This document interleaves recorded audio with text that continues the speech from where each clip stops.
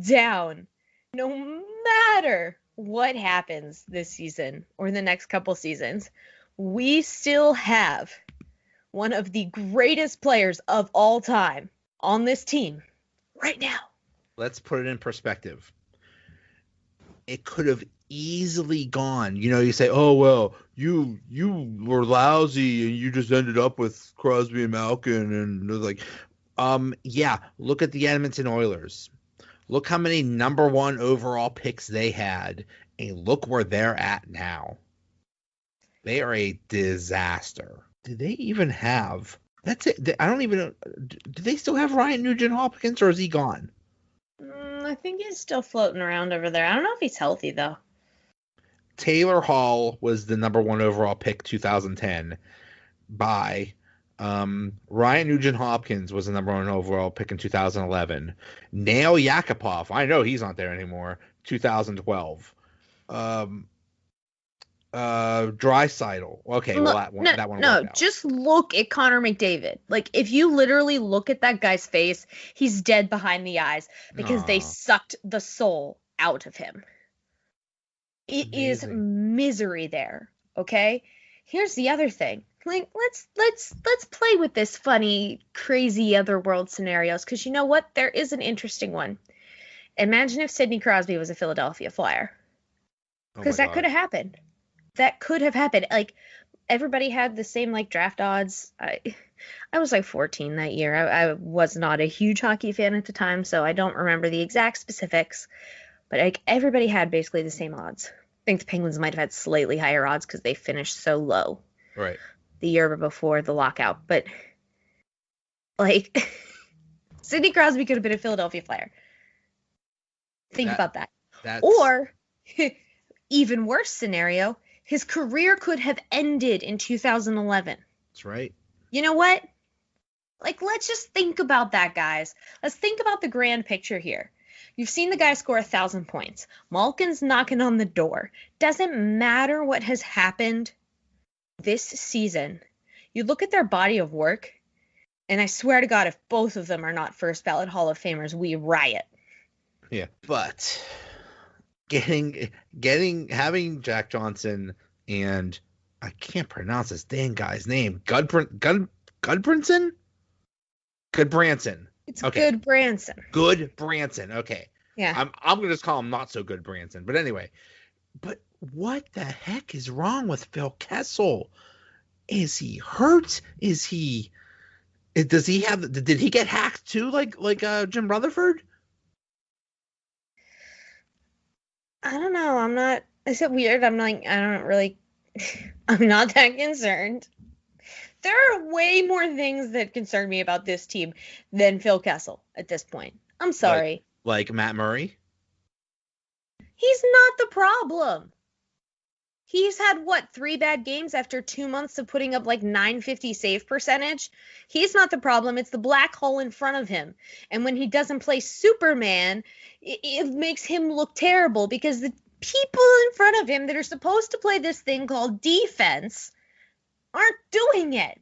Oh, boy. I saw that article about Matt Murray yesterday where, like, Matt Murray is a big problem or what. And I literally went from like 0 to 10 in like 30 seconds. I was like, are you kidding me? I tweeted about this after the game on Saturday night. Matt Murray played in absolutely abhorrent conditions. So let's just remember that right there. Yeah. He played behind 4 defensemen. 4 of them. One of which was Jack Johnson. So basically 3 1/4 defensemen. And he still put in a performance that like they could have lost that game 12-3. Wilkes-Barre Scranton in 2018 had a game where they played with 4 defensemen for the bulk of their third period. Not even 2 periods, just the third. They lost the game 12-3. They got absolutely smoked. And there was nothing anybody could do about it. Because there was no defense. the fact that he made it that long, is kind of impressive, really. Kind of really reflects badly on the Flyers that they like weren't closer before that. Right. Like, it took you that long in a game where the team had 4 defensemen, none of which are their top defensemen. Like, Yeah. okay, all right. So you see what I'm saying here? Like, look, here's the thing. Matt Murray has had struggles. That's okay. You know what? He's a goaltender. Goaltenders are voodoo. They're going to have struggles, every single one of them. What he needs is a defense that actually is going to make it possible for him to do his damn job on a daily basis. Yeah. Like, he's overcompensating for their mistakes, so it's taking him off of his angles and making him look like he doesn't know what he's doing. But it's because Jack Johnson can't skate. I don't care how big the guy is.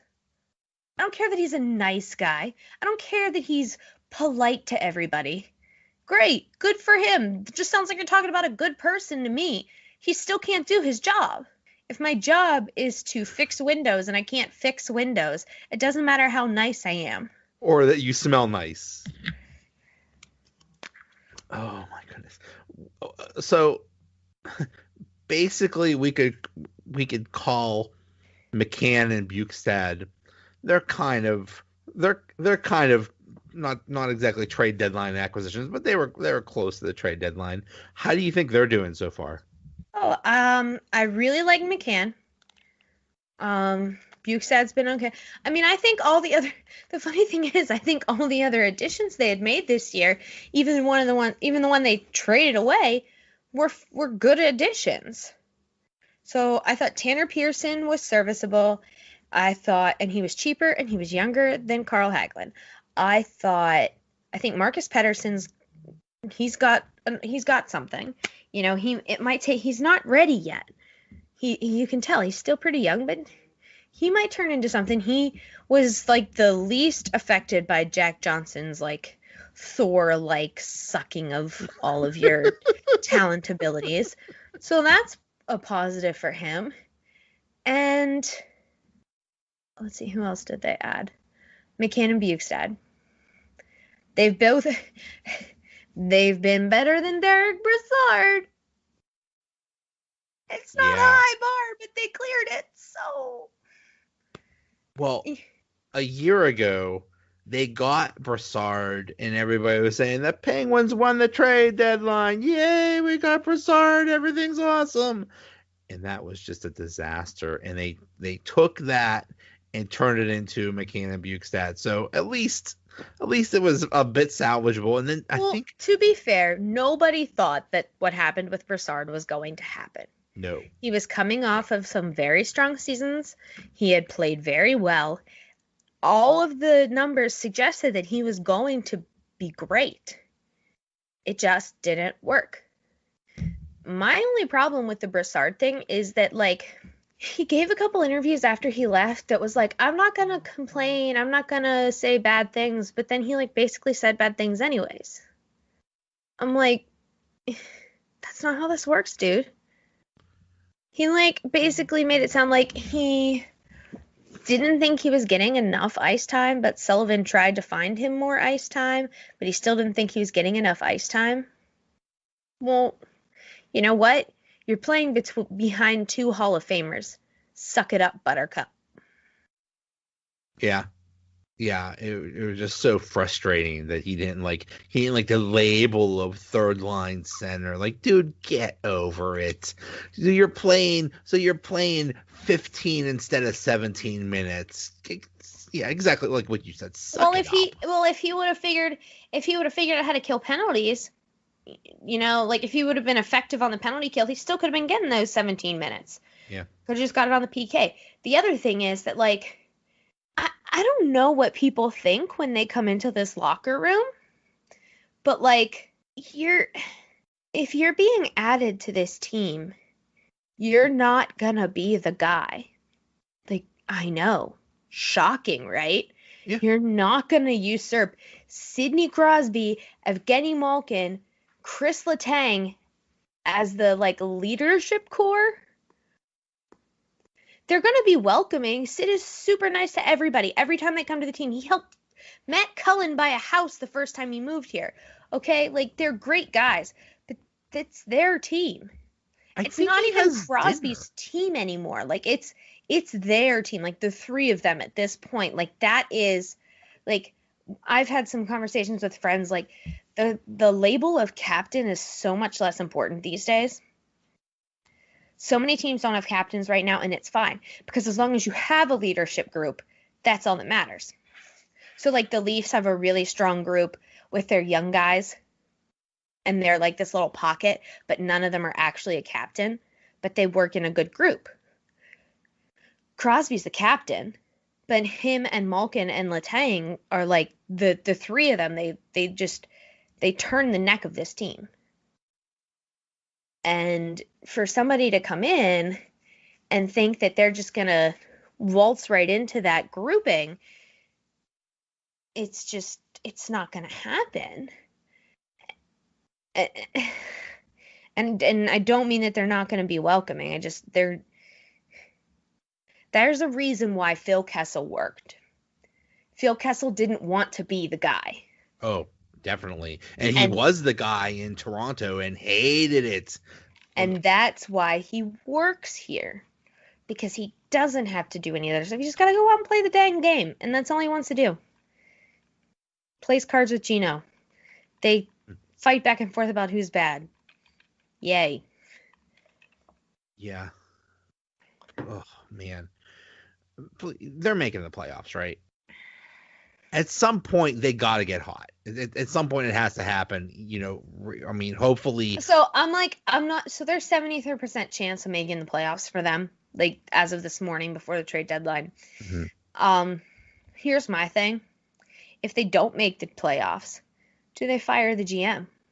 What do they do if they don't make the playoffs? Because this team should make the playoffs. Yes.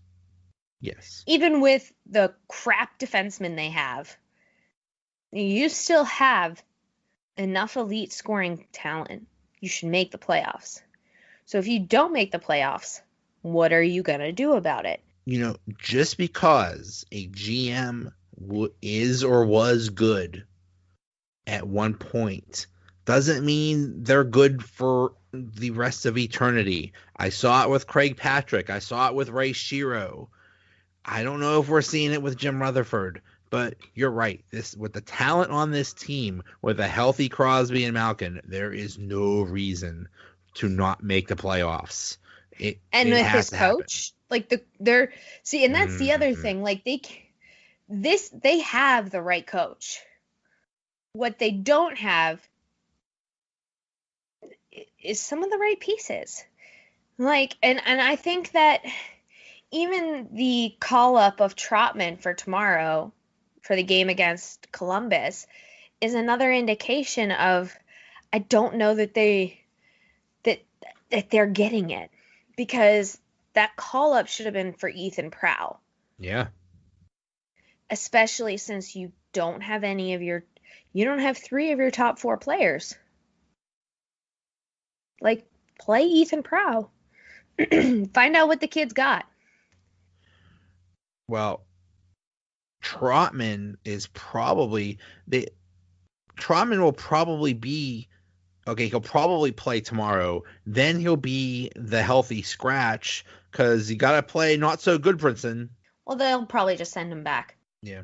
Kind of funny that they traded Alexiak because they had too many defensemen, and now they have not enough defensemen. It's not funny. It sucks. Yeah, it does. It's not funny. It sucks. And like the other thing is Chris Weidman, because we barely talked about Chris Weidman. Here's my take on Chris Weidman. They should have left it at that. If they would have done the Weidman for D deal, it would have been enough to get them through this stretch where they're going to have a couple guys injured, let those guys get healthy. But no, they were like, no, we need to add another guy. So, no, you didn't. No, you didn't. You didn't need another one. You just needed one. You didn't need 2. Especially when one of them is not very good. Now, granted, like, watch Sergei Gonchar, like, come in and just work his magic on